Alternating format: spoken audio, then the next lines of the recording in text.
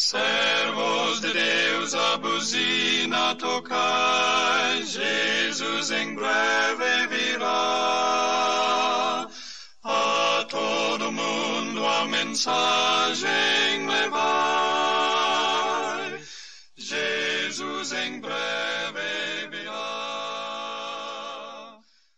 Olá, queridos amigos e amados irmãos em Cristo Jesus. Você é muito bem-vindo para mais um estudo da Escola Sabatina dos Adventistas do Sétimo Dia. É a Escola Sabatina porque estudamos todos os sábados. E dos Adventistas do Sétimo Dia porque nós aguardamos o advento de Cristo, obedecendo assim o quarto mandamento que nos diz: lembra-te do dia do sábado para o santificar. Lá em Êxodo 20, no verso 8 a 11. Queridos, esse trimestre nós vamos estudar um tema muito, mas muito importante que todos nós já devíamos ter muito bem conhecimento dele. E além do mais, ele está dentro da comissão que Cristo, antes de ascender aos céus, comissionou a todos os seus seguidores.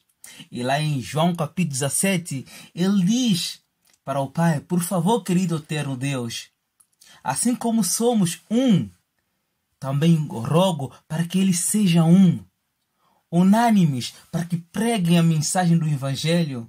Lá em Mateus 28, os versos 28 em diante. Queridos, você não pode perder um tema desta lição. Você que é aluno, você que é professor, você que é monitor, você que é administrador da Escola Sabatina, por favor, não perca, não deixe que ninguém perca uma única lição, porque elas são bastante fundamentais para o nosso crescimento e preparo espiritual para breve advento de Cristo Jesus. Amém? Eu estou entusiasmado. Eu gostaria que vocês também estivessem entusiasmados para que todos nós possamos embarcar nesta viagem rumo a Canaã Celestial. Mas, embora caminhando, vamos preparando o nosso espírito através do Santo Espírito para que todos possamos juntos levar essa boa nova a todos. Claro, as 3 mensagens angélicas, ela é o Evangelho eterno. Ela engloba toda a comissão evangélica. Ela está lá em Apocalipse 14, queridos. Você compreenda, por favor, qual o sentido do Apocalipse 14. Este Apocalipse, que é a revelação de Jesus Cristo, no capítulo 14, fala de um grupo específico. Claro, um grupo com um único objetivo. Um grupo com uma mente focada unicamente em obediência a Cristo. E eles não vendem. Eles não se vendem a nada desta vida. Claro que são falhos como nós. Mas eles ainda assim preferem antes servir a Deus do que obedecer aos homens. E eu gostaria de ler convosco a introdução deste tema, que é bastante importante. Aliás, eu não posso deixar de mencionar o autor deste trimestre, Martin Filler. Martin Filler, melhor dizendo, este homem nativo dos Estados Unidos da América, um evangelista internacionalmente conhecido, foi o vice-presidente da Conferência Geral de 2005 a 2010. Depois de se aposentar do seu trabalho a tempo inteiro, tornou-se assistente do presidente da Conferência Geral. Este pastor tem 3 filhos e a sua esposa chama-se Ernestine. Queridos, se você quiser saber mais sobre o pastor Martin Filler, por favor, pesquise no Google, no YouTube, que vocês vão encontrar muitas e muitas informações sobre esse homem. Mais do que tudo isso, ele nos deixa bem claro qual é o nosso propósito como adventista do sétimo dia. Por que nós fomos levantados para proclamar esta mensagem? Não sei se vocês sabem que os adventistas do sétimo dia, isso não é para gabar, assim como os discípulos, assim como os judeus se gabavam de ser a nação escolhida de Deus. Não, nós somos sim um sonho de Deus, cumprido em 22 de outubro de 1844.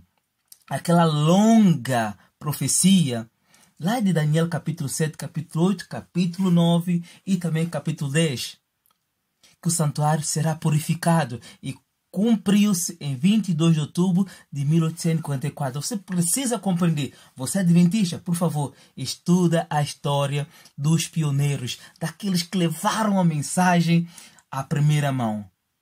Bem, queridos, no dia 15 de outubro de 1844, uma semana antes do grande desapontamento, tinha nascido um rapaz numa piedosa família luterana na Alemanha. O seu nome era Friedrich Nietzsche, que se tornaria um dos mais influentes ateus da era moderna, acreditando que o Deus cristão estava a morrer no Ocidente. Ele protestou contra a contínua influência moral da religião cristã, ridicularizando-a como uma moral de escravo. A moralidade dos fracos, que numa tentativa para se protegerem dos fortes, inventaram ideias estúpidas como amar os vossos inimigos. Para ele, a era moderna precisava de ir além das ideias antiquadas do bom e o mal. O personagem, num dos seus livros, assim falava Zaratustra, ou Zaratustra, declarava: esmaguem as velhas tábuas da lei. Lógico, referindo-se aos 10 mandamentos do Decálogo, lá em Êxodo capítulo 20, e também em Deuteronômio capítulo 5. O ano de 1844 também foi importante para Karl Marx, o fundador do comunismo. A obra chamada Manuscritos Econômicos e Filosóficos de 1844 tinha sido escrito por Marx nesse mesmo ano, embora não fosse publicada senão em 1932 pela União Soviética. Bem, esses manuscritos mostram o desenvolvimento inicial da ideologia de Marx, na qual ele defendia uma realidade totalmente materialista, que passava por várias fases econômicas até que os trabalhadores do mundo se unissem, vencessem os seus opressores capitalistas e criassem uma utopia na Terra. Bem, o ano de 1944 também foi importante para Charles Darwin. Claro, vocês conhecem este. Naquilo que ficou conhecido como o ensaio de 1844, Darwin produziu uma das primeiras expressões da sua teoria evolucionista, embora não fosse tornada pública nessa altura. Bem, só em 1859, com a publicação de Origem das Espécies, é que Darwin publicou ou promulgou publicamente a sua ideia de que toda a vida na Terra tinha sido originada a partir de um ancestral comum apenas por processos naturais e ocasionais. Bem, querido, mas isso não para por aqui. Mas o ano de 1954 foi o cumprimento da profecia dos 2.300 dias de Daniel 8:14. E foi o mesmo ano em que, saídas dos restos do grande desapontamento, sementes foram plantadas que funcionariam e frutificariam no movimento mundial, cuja mensagem central repudiava as estranhas das ideologias marxistas, entre outras mais como darwinista e também do Frederick.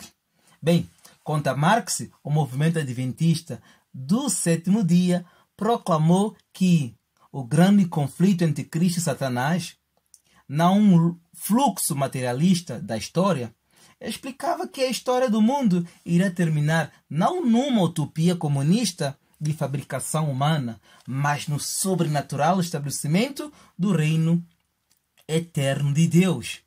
Bem, e quanto a Darwin, o movimento adventista do sétimo dia ensinou que a vida teve origem não num processo natural de mutação ao acaso e da seleção natural, mas pelo poder do Deus Criador, que em 6 dias literais criou a vida na terra e desencadeou tudo mais, e descansou no sétimo dia. Então, contra o Frederick, o movimento adventista do sétimo dia proclamou não só que Deus existe, mas que o seu código universal da moralidade, aqueles que ele chama as velhas tábuas da lei, os 10 mandamentos, continua a ser a norma de Deus por excelência no juízo, sendo válido para toda a humanidade.